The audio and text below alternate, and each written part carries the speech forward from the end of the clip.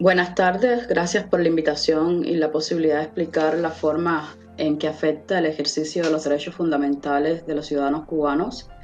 el decreto ley número 35 sobre las telecomunicaciones, la tecnología de la información y la comunicación y el uso del espectro radioelectrónico. Este decreto ley no es una nueva norma, sino que actualiza el marco jurídico general respecto a los procedimientos y condiciones para el otorgamiento de permisos de uso del espacio radioelectrónico nacional en el que se gestionan los servicios de telecomunicaciones y las tecnologías de la información y las comunicaciones. Su aprobación por el Consejo de Estado estaba previsto para febrero de 2021, según la reforma del cronograma legislativo aprobado por la Asamblea Nacional en diciembre de 2020. Esta exposición no incluye las cuestiones tecnológicas porque escapan de mi comprensión.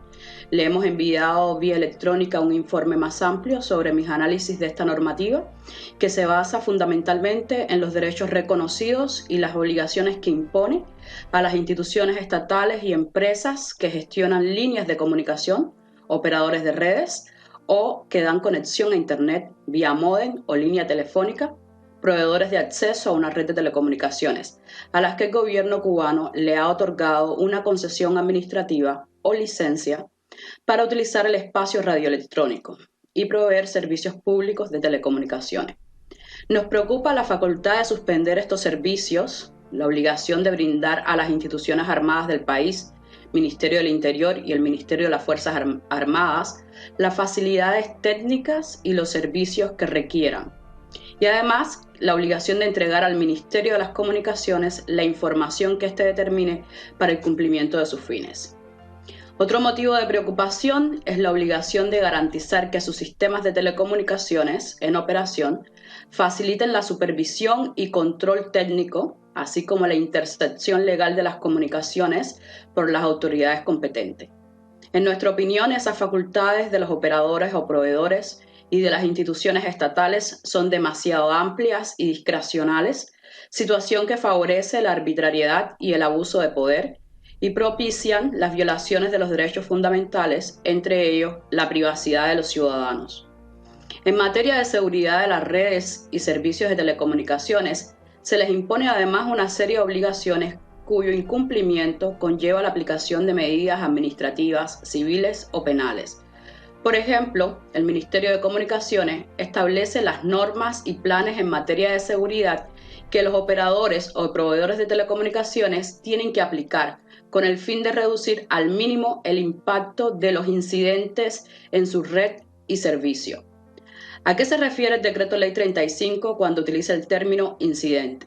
Según la resolución número 105 del 9 de agosto de 2021, publicada junto al Decreto Ley 35, son eventos que se producen de forma accidental o intencional que afectan o ponen en peligro las tecnologías de la información y la comunicación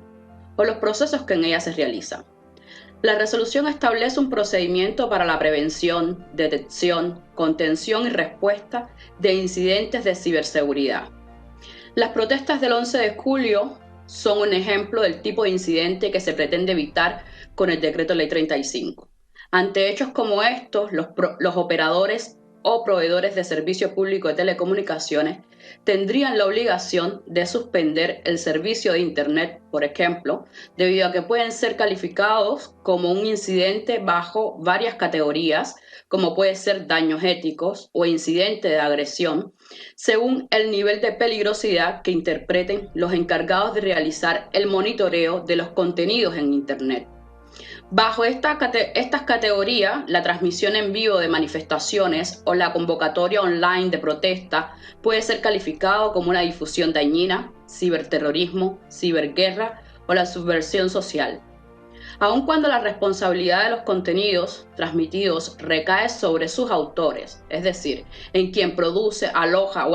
almacena la información, y los operadores o proveedores no controlan el contenido disponible en Internet ni qué parte de ese contenido es consultado por los usuarios de la red. El Decreto Ley 35 y la Resolución 105 los hace responsables por los contenidos que transmiten técnicamente por la red de telecomunicaciones que se gestionan en el espectro radioelectrónico nacional, con el objetivo de impedir la comunicación y la libre circulación de ideas y opiniones.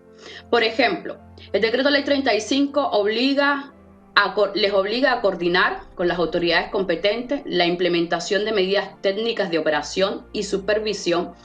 para minimizar los riesgos asociados al empleo de sus redes y servicios o interrumpir estos cuando sean utilizados para atentar contra la seguridad y el orden interior del país, se transmitan informes o noticias falsas, información ofensiva o lesiva a la dignidad humana, de contenidos sexuales, discriminatorios,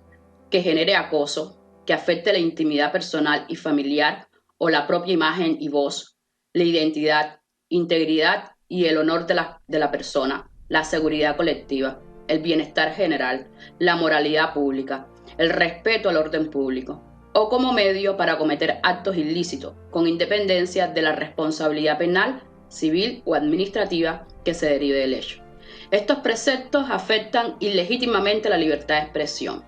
La lista de motivos para interrumpir el servicio de telecomunicaciones y con ello impedir el libre flujo de información excede a los previstos en el derecho internacional para restringir derechos humanos. Por su parte, la resolución número 105 los obliga a registrar, clasificar y entregar la información sobre los incidentes de seguridad a las entidades del Ministerio de las Comunicaciones, que son las que realizan las diferentes etapas del procedimiento.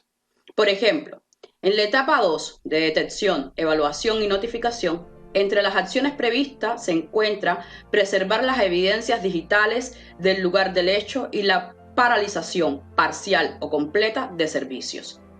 En la etapa 3, sobre investigación, una de las acciones previstas es la de determinar la responsabilidad administrativa, jurídica y penal, así como documentar y legalizar los elementos probatorios que permiten establecer la identidad y objetivos, víctimas y modo de operar. Estas acciones abren la posibilidad de aplicar normas como el Decreto Ley 370 de 2019, que sanciona la difusión de información en redes sociales contraria al interés social, la moral y las buenas costumbres, categorías que no definen la conducta ilícita e inhiben el debate en el ámbito público y político. Cuba le ha documentado el caso de 40 personas a las que se ha aplicado esta norma.